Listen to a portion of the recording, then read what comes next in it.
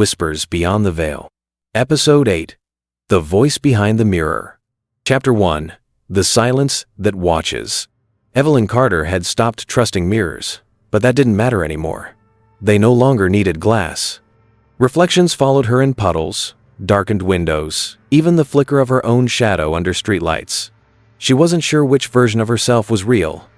Sometimes, she'd catch glimpses of herself blinking when she hadn't, her reflection mouthing silent words she couldn't hear.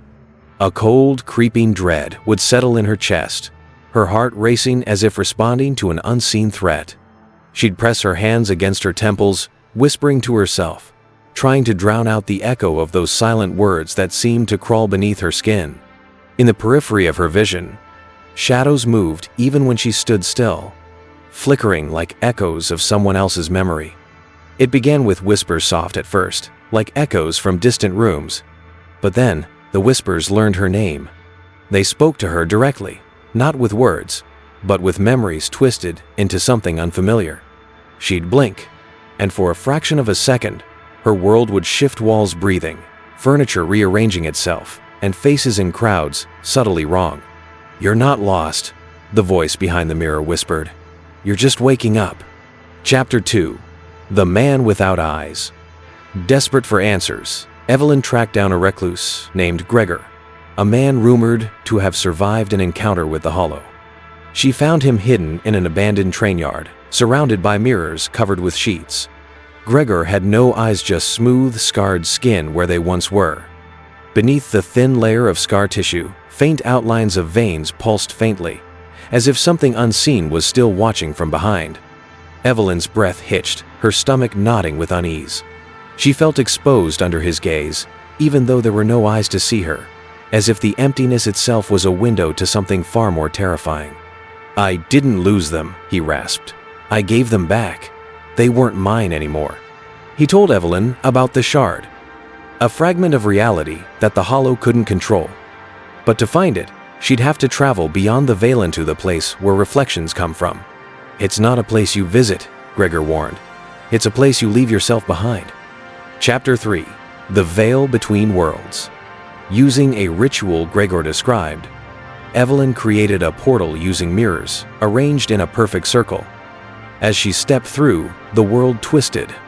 Reality peeled away like old wallpaper, revealing a landscape stitched together from memories, fears, and echoes of forgotten lives. The ground pulsed like living flesh beneath her feet, warm and unnervingly soft, sending shivers up her spine. A faint metallic tang filled the air, mingling with the scent of decay.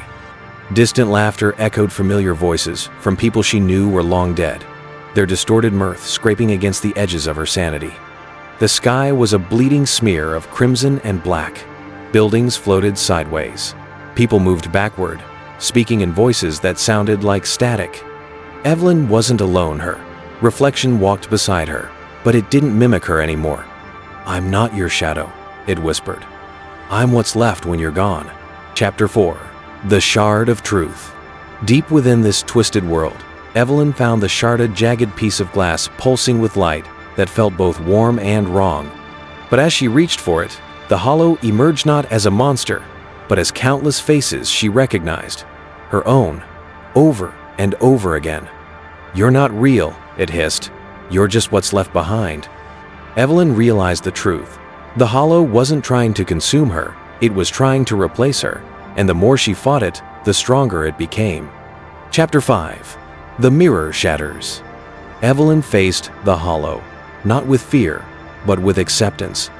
She embraced every part of herself, the guilt, the regret, the darkness she had buried. As she did, the Hollow began to fracture, its countless faces screaming in unison, each one morphing into someone she recognized: friends, family, even strangers she'd passed on the street. Eyes hollow, mouths stretched unnaturally wide as if trying to devour her sanity. Evelyn's heart clenched with a mix of horror and grief, tears blurring her vision as she saw the distorted face of her sister among them. Her voice twisted into a guttural wail that shattered whatever fragments of calm Evelyn had left. She shattered the shard, and with it, the fragile illusion of separation between her and her reflection. The world collapsed around her, pulling her back through the veil. Chapter 6.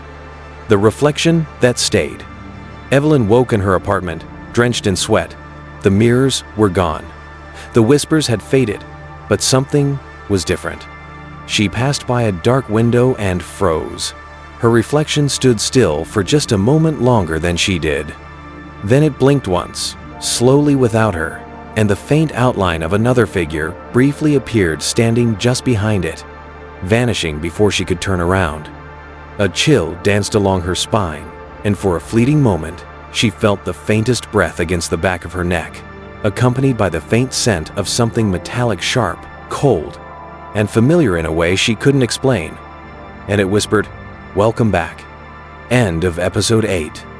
The Voice Behind the Mirror.